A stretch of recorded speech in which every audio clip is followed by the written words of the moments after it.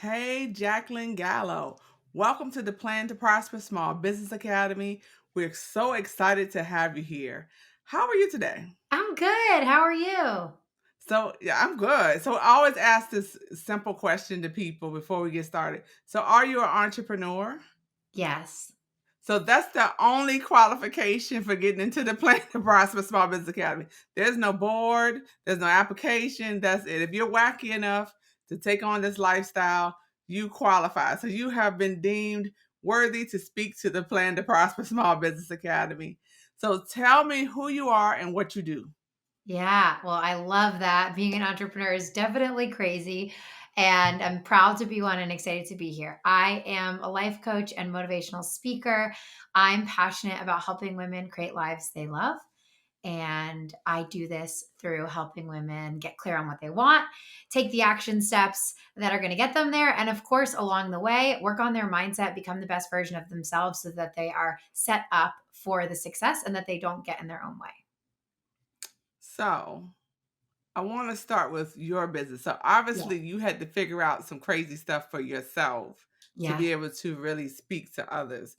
So tell me like how you started your business, the what you learned along the way. Can you share some of that with us? Yeah. I'll try to give you like the shortened version and then anything that speaks to you that you think would be really helpful for people, we can unpack if you want. So, I started my business. I was in college and I was doing an internship. I thought it was my dream job.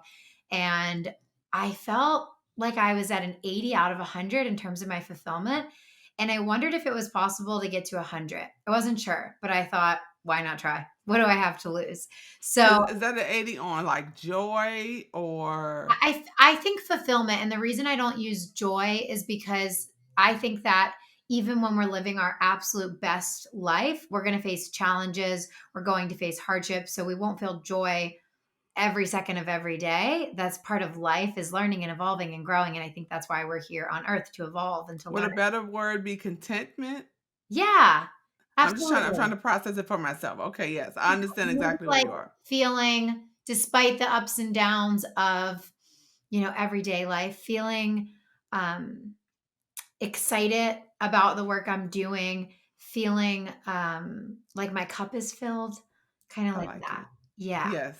So, I'm I with you. didn't feel that fully, and I had this inkling, this intuition that said, "The way you're gonna feel it is through starting a business." But unlike a lot of entrepreneurs, I didn't have any business ideas. So, a lot of people have this brilliant idea, and then they go start. I was the opposite. I was like, "I just wanna be a business owner." So I would write down business ideas in a notebook every day for about a month. And then I decided that I was just going to pick one and start because I thought it's not really about the idea. It's about the implementation. It's about who Correct. I'm being. And so I You might could as have well. filled up 5 notebooks. You could have filled up Exactly, exactly, and never started. Yes. So, I decided to start with a physical product. I made these plates that encouraged healthy eating. Their pineapples are really cute. You put your vegetables in one area and protein in one and carbs in the other. And long story short, they were $10,000 to make the initial inventory purchase. So I waitressed on campus.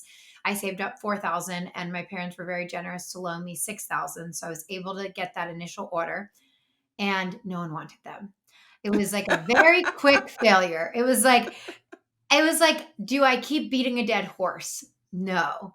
So I realized that I had not done any market research or any testing, and I kind of just pulled an idea out of my head and I needed to pivot. And this first pivot was what I would say the easiest one because when you fall on your face the first time, it's like, oh, I don't have any scrapes yet. I can just pick myself back up. But after your face is all bruised up, you're cut up, it's embarrassing to go out in public. So that's what happened Yes. later. But this time I was good. So I picked myself back up and I thought, well, people I believed in this message of wellness and health. And I thought people need an app because everyone has apps. And so that was my next thing. So I turned to Kickstarter because I Can I didn't have, pause you for a moment? yeah, What happened to the plates? What are they in your garage today? yeah. It's funny you asked because about 2 weeks ago, I donated them. Finally, I was like holding on to them. They were actually in my grandmother's garage, and she passed away in January, and so they were just kind of sitting in her house, and it was time to find someone who could really use them. But I was really particular. Like I felt like I spent all this money and time and energy, and I wanted to give them to an organization that would actually put them to good and for people who really needed them. So I found a local charity in the Philadelphia area where I live that supports local families in need, and I gave it to them. So they're hopefully in the homes of people who could really use them, and that makes me Very really. good.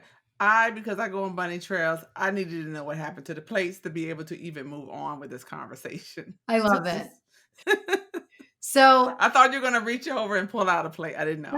that would be fun. So you I do, start I do have them in my kitchen though. We do eat off them still to this day. we're gonna need a picture. We're gonna need a Oh, picture. absolutely. So then you started the app. So Yeah. still in the health vein. Yeah. So the whole health idea was inspired because I struggled with an eating disorder in college, and I was just really passionate about health and wellness from a really holistic, just positive perspective of well-being. So I was really passionate about that. And the app had exercise, it had recipes, and it had mental health on it. It was this really complicated app. And I raised money on Kickstarter. I raised $20,000, which I thought was so much money. Couldn't even comprehend that I could possibly have $20,000 to fund my business. And it is, and it's so valuable. And when I went to app development companies, they were giving me quotes of 100,000, 200,000. I'm like, what the heck am I going to do? So Yeah. I found college students who said, we just started our app development company. We're young. 20,000 is great. And long story short, they did a great job, but they took it as far as they could. And it had a lot of problems. It had bugs. It was crashing. It was a lot of it was my fault because I didn't understand in terms of like app development. It's better to start with less and build than do this whole complicated thing for a variety of reasons. But I didn't know what I didn't know. And the app failed. It was the same thing, beating the dead horse. Am I going to keep doing it? I could have tried to raise traditional capital, which I knew would have been very difficult. And then it would have been a path to sell my business. And I wasn't even sure if that's what I really wanted. And so I thought I have to pivot again. But this was the place where I felt like I had now fallen again and my face was all cut up. And I felt like, how the heck am I going to get back up? Show all the people who now know, because I've put all over social media to raise all this money and that I failed. It's so embarrassing. I've been doing this for years and I didn't know how I was going to pick myself back up. So, So what you just how would you describe how you felt at that time? Discouraged? And how much time is between the plates and the app? yeah, it was like a full 2.5 years of like trying to build those two things. Um, and I felt depressed. I don't know if I was. I never went to therapy, but I remember Googling like depression, entrepreneurs, and reading all these statistics about how common it is. I felt hopeless. I felt unworthy, not good enough, all the things. Which we already get those messages as women, and Yeah. then to step out and try, which I think is courageous. And then to so how did you bring yourself out of that? Yeah. So I thought about quitting. I really did. I thought about, you know what? I could just give up. Someone will hire me and I could spin this. And I had the whole thing.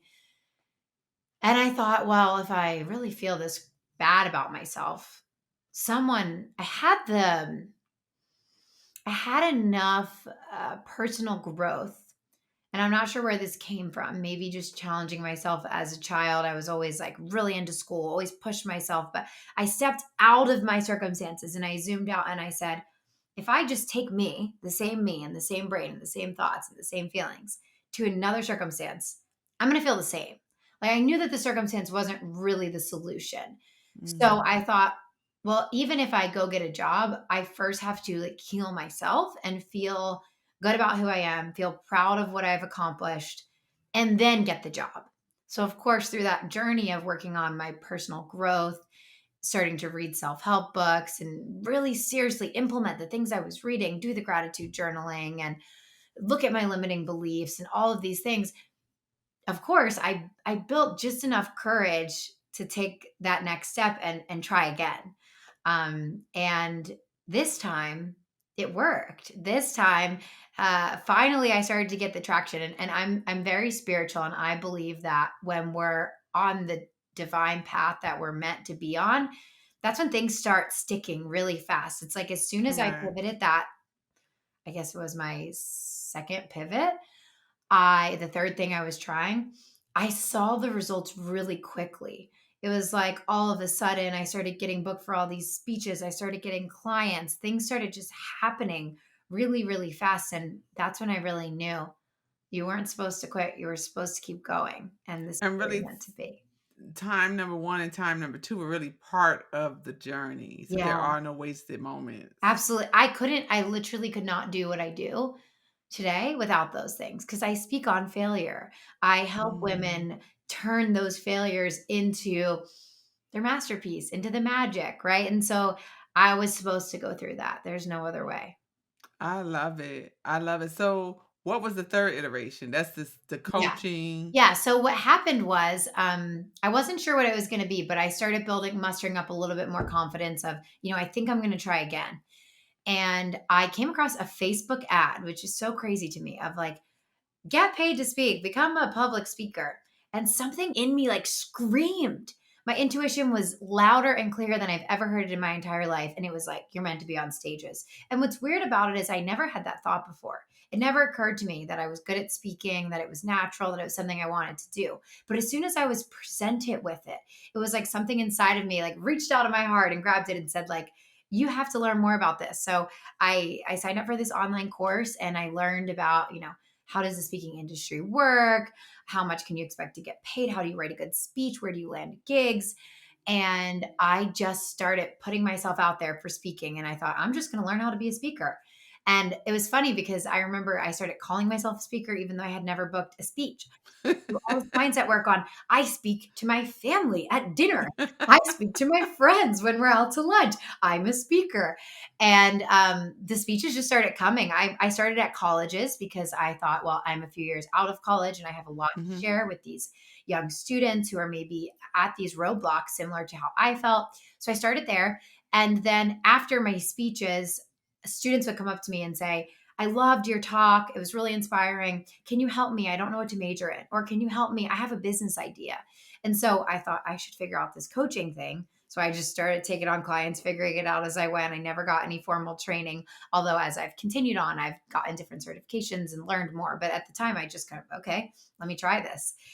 I think what's interesting is that the first two tries were you trying to put something out, Yeah. but the success came when you put yourself out. And I Yeah. think sometimes that we hide, and I've done the same thing because as an accountant, you don't even people don't want to see your face. So it was really hard for me to make the transition to let the books go and really like come and speak in plain terms. So I really think that that is I'm identifying with that. Yeah. That the first two iterations, like, oh no, people don't need me. I need to create a thing that they would like, but really they liked you. Yeah, people buy the person behind it. They buy the energy. They want that exchange, whether it's a product, a service, it doesn't matter. So I definitely learned that the hard way. So I love that. And yeah, it just evolved over time to like building a membership and some online courses and just continuing to grow it since then. So talk to me a little bit about first of all, you work with on clarity is a big thing. Yeah. So I feel like some people might not even recognize that they're not in clarity. I mean, they Mhm. don't know that that's their issue. How do you first, if someone's listening, how do they recognize, oh, it's not that I have a bad idea, it's I'm not clear. I'm all over the place. How would I even recognize that I am not clear? Yeah. So the most helpful thing is to zoom out. So remember how I said when I was like in that, I was able to zoom Mhm. out and see, okay, I have to take myself with me. It's the same concept of zooming out, but this time you want to ask yourself instead of what do I want to create, especially if you're building a business and you're like, I was so caught up in is it the plates, is it this, or I thought it was the plates and I was so convinced Mhm. it was. If I just zoomed out and said, Jaclyn, what do you want? And that is what I started to do later on. And that's when I realized I didn't want to raise venture capital. I didn't want to sell my business. I just wanted to have a job that I worked for myself and loved every day. And that's not good or bad or right or wrong. Everyone has different goals. And someone listening may say, I really want to raise capital and I really want to sell my company. That's amazing. But you have to zoom out and get out of your product or service idea and think, Mm, how do you want to feel? Start there. Happy, exactly. So I feel like it's a accomplished. lot of follow the leader where Yeah. people are just doing what other people do. But I don't think that some of us entrepreneurs are really taking a look at ourselves and seeing what makes me happy. What do I even want? Yeah. And People are saying six figures. We're saying six figures right. because somebody online said six figures. 100%. Yeah. Yeah, I couldn't agree more. And to think about, like, what is my ideal day? And what does that look like? Mm, And what do I need to bring that to life? Because for some people, maybe $3,000 a month actually supports that ideal day. And you don't want more clients and more work because you'd rather spend time with your family. Like everyone, it's going to be different. So just zooming out and really taking time to think about, how do I want to feel? What are my priorities? What are my values? What do I want a day in my life to look like? And start there and then work backwards instead of starting with the product or service that you have in mind. I think that. I like that. And some people start with the price or the number. Mm, Like they say, I want $100,000. I want a six-figure year. Blah, blah. yeah, But that looks different. Like for a surgeon or a dentist, I mean, that's not hard, but right. if you're baking cakes or making plates, you got to Yeah. think about how much hustle that means. If we were all in the pineapple plate business and we just said, oh, we're just going to do what they do and use the same formula, we could be working ourselves into a frenzy, Oh, yeah. not knowing that, oh, do you want to create that? Is that what you're created to do? So I really, really like Totally. that. Yeah. So do you feel that you're clear? So you started at 80% Mhm. when you started all this. So where percent are you at now? 110. Woo, 110. I love it. We need to get there. Tell us how to get there. Other than hiring you. We know we're going to come see you. Yeah. But like right, where could we start if we're just floundering, we're just trying stuff. And sometimes I found it intimidating. Even as an accountant, looking at other people, I'm like, oh, their photos are so beautiful. Yeah. How do we start filling our cup more and not just chasing dreams and money? Yeah, I think the biggest thing, and it's so talked about all the time and it's underrated. And I heard it for years and years and years, but it didn't click until maybe a year ago. And I'm actually writing a book about this right now, is putting your joy in the journey and not in the next goal. And this is a gradual lesson for me because quite a few times I had a certain income goal and I was so excited about it and I hit it. And then I thought to myself, is this it? Is it gonna feel any Mm, better? I ran a marathon in college. I had the same thought. Everyone talks about the runner's high. I mean, it was an awesome accomplishment.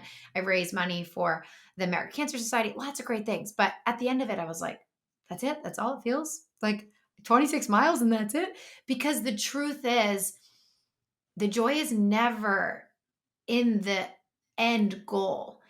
And if you can't find it in the journey, there's really no point of pursuing the end goal because it's not going to get it. It's not. I don't know anyone who feels true, genuine, lasting joy. You might feel excited for an hour, a day, a week, right. maybe if it's really a big deal. But the true joy that I found, it's in the pursuit. And I think that it never clicked for me when people talked about joy in the journey before, because the way I thought of it was like, just be happy with where you're at, even though you haven't hit your goals. And just like drink your coffee and it tastes so good and just be so excited about every day. And I was like, I don't feel that. I'm drinking my coffee Yeah. thinking, how the heck am I going to pay my mortgage? Right. And so I never resonated with that. But one day I was reading a book on an airplane. There's something about the airplane thoughts. And it was talking about the happiest moments in your life and just reflecting.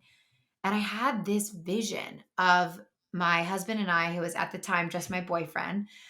We were on a trip to San Diego. It was 2019. I had just started speaking. It was one of my first big speeches. And I made enough money that I could pay for both of our flights and take us on a trip. So it was super fun. You had a team. That was a team. You're Yeah, flying your I team know, out. like, my personal assistant is here to take pictures, and I remember we were watching the sunset, and we were on Zillow looking at houses because we really wanted to buy a house, and I had $0 saved at that time. I was just making enough money to pay off my credit card debt that I had racked up the years prior, so it was not like we were there or we had made it by any means, but I just remember we were dreaming. We were getting so excited. Oh my gosh, and this and that, and we're gonna buy this house, and we're going to make this addition. And it's going to be so fun. And here's how your business is going to grow. And I thought, that moment, that was it. And I wasn't there. I hadn't arrived. It was about the pursuit. And I want people to know that the way to get to 110 is to find your pursuit. chase the things that light your soul up and really love chasing them. And keep doing it every day for the rest of your life. And when you hit a certain financial level and it's not money anymore, plant a garden or learn how to cook better Mm, or be the best mom or grandmom or sister or daughter or wife, right? That you can be. Grow in different areas, but constantly chase the growth. That's what creates joy. Now, the one thing I will say to pair it with that has really helped me get to the 110% was figuring out my finances. So when mm, I had credit card debt, when I wondered, can I stretch $40 to pay for our groceries for the week? Those things did not help. They cause massive stress. I yes, believe it's possible to manifest from a place of scarcity and from really yes. feeling like money is tight and it's hard. But I also know that it's a lot easier when you know you can pay your bills. So I would ask everyone listening, like, how can you make that work? So I remember, I was driving DoorDash. I was taking on clients at a much lower rate just to get anything I could in the door to figure out how do I make enough money every month, no matter what, to pay my bills. And I found a way to do that. And that wasn't my dream income. I wasn't getting facials every 3 months, right? I was painting my own nails. I was doing the minimum of my dream life, but I could pay my bills and I could breathe. I think that paired with the obsession and the pursuit and the joy and the whole thing, that's it. And that's what I work with my clients on. You have to create enough money so you can dream. Yeah. You can't dream and be creative when you're worrying about the roof over your head. Yeah. And even some clients, I kind of caution them even before quitting their full time job Right. because you have this good idea because your rent is paid and you're cool, you know what I'm saying? So you don't want to quit and everything comes because you can't sleep at night. Right. And so I'm happy that you talked about the DoorDash and working the other jobs and taking clients at a lower rate because there are entrepreneurs and coaches out there that are not preaching that. Yeah. And they're making them well, it's kind of tainted. It does it like even I felt something in my spirit when I said it. It kind of is upsetting because they're getting rich telling you this 1, 2, 3 step, but that everybody's journey is different. 100%. I couldn't agree more. I think it's a huge problem in the industry. And I'm a huge advocate for it. Every time someone asks me a question in the Q&A, they probably get annoyed my speeches because I'm like, well, there's no one size fits all. Here are multiple paths that you could take, and it's just going to be what's right for you. And there's no secret. And it's just something that I'm really passionate about. So I'm glad you brought that up. Because I feel like the joy in the journey goes back to the beginning of our conversation with the pineapple. I feel like a pineapple plate always needs to be in your view somewhere because that reminds you of where you come from, Yeah. and people don't want to see the journey, the full journey. And I think it was some joy in you also that gave you the strength to get up again. Yeah. And so this conversation is actually encouraging for me, even getting this podcast started, because I don't know I'm gonna have to find what my pineapple plate is. probably, probably one of my older bookkeeping clients. So it was rough, and they did everything on paper. It was rough, and they didn't pay me enough. It was a lot, but I felt like that you talking about the joy in the journey has really sparked joy in me and makes me understand that my journey is worth it. And I do have joy. I think I'm at 110%. Maybe 105. Okay, let's not get crazy. So I'm so excited. So tell me how people work with you. What does that typically look like? Who's your ideal client? So if people are listening and they want to get to the 110, tell me who you're looking for. Yeah. Who should be looking for you? I am the person for any woman who wants to get to her big goals, get out of her own way, work on her mindset, work on her action steps. It really is that simple. I have a big range. So it's really important to me to have accessibility. So I have like the one on one where we're going to meet every single week. I have 3 months, I have 6 months. And that's amazing and I love it. And I work with a lot of business owners in those programs. We set really clear goals for, okay, 3 months from now, where do I want to be? Can't guarantee you're going to hit them, but I can guarantee that you are going to go all in on them, overcome any of the fears that are holding you back, and definitely blow your mind with how far you can come. And that's always my motto with it. And then I also have a membership, which is much more lower cost. It's only $33 a month. And that is just all about helping women become the best versions of themselves and achieve their goals. So every month we have like a different topic. The topics are requested by members. So, everything from manifestation to I think this month is like self love or something. I forget, creating confidence. And we have like a live masterclass, which includes Q&A. So you can still get a little bit of personal coaching. We also have like happy hours on Zoom, and it's still like a relatively small Really? group. So yeah, Are there snacks in the happy hour? Can you bring a yeah. snack? Okay. Well, it's virtual because, people are Well, I'll have COVID. my But snacks. you bring That's your fine. snack. I I'll bring. I'm a baker. I'll bring some snacks. love I it. think that's a. I really hope I encourage our listeners to reach out to you. We're gonna have your information in the show notes, but I think you just sharing your journey has been more than valuable. But I think you owe us a visit back because I heard you say something about a book is coming, Yeah. and we need to know what's going on in Jaclyn's life and what's in the book and why we need to get it. We need to know that. I would love to come back. I'm gonna plan the podcast tour like later this year. Oh, really? Right before the book releases. Yeah. Can we be on the tour? Yes, Can the planning please. process do? Okay, we are available. You're first I in heard line. VIP. I feel like Oprah. You get a car. You get a book tour. No, I'm just kidding. No, you get a pineapple plate. Yeah, And I think that's gonna. You see, the pineapple plate is stuck in my I mind, love and that. because I'm a person that really goes. I live by kind of analogy Mm. and symbolism, so that really stuck in my mind that you did not get discouraged because this journey can be tough, girl. It is tough. And the thing I will say about that, if anyone's like listening and feeling discouraged, I analyze this a lot of like, why didn't I get discouraged? Because some people do, and I'm not better than anyone else. And I really looked at it. I read my old journal prompts and tried to figure out like, what was it about me that was different from other people who do get discouraged and maybe do give up. And what I found in my journal entries was that there was all the pain, but then every few sentences, there was like a sentence of belief. And so I came up with Mm. this little equation I call the courage equation. And this is what I gave my TEDx talk about. And it's courage equals belief greater than fear.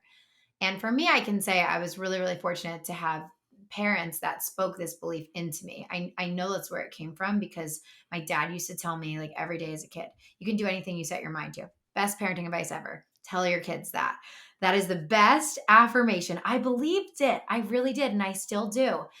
The cool thing is, no matter what circumstances you grew up in, our brains have neuroplasticity and you can rewire your brain at any Yes. age. So, that affirmation is huge. Any affirmations around self belief, really focusing on, okay, if I'm not there, if I don't have the courage yet, that's okay. You can't control what circumstances brought you up to this point and what hardships you face. But what you can control is the way that you think about yourself going forward through that brain rewiring. And affirmations are an easy, free way to start. Just write them down in your morning routine.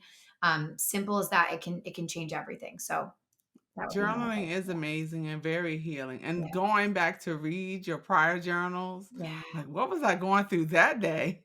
Yeah, so I really Emotional. appreciate that. Yeah. And if you guys are not journaling, I encourage you to get a journal. And I don't know why it matters if the journal is pretty. It For me, matters. that's the thing. And a good pen. It is worth the investment. You just feel excited when you journal. I feel rich. I feel rich, Yes. you know, and it has to turn. The pages have to fold it back a certain way. Oh, yeah. So I'm so thankful for your presence here today, and I'm honored. It's not by happenstance, but it was meant for you to be here today at the Plan to Prosper Small Business Academy to share with us. And I wanted to make sure that we're sharing lessons that's not debits and credits but these are the lessons because you could have the greatest business idea, but if you're discouraged, you're not going to push on through it. Right. And so I'm so glad that you're here speaking your voice to the Academy to encourage us today. We need that energy today.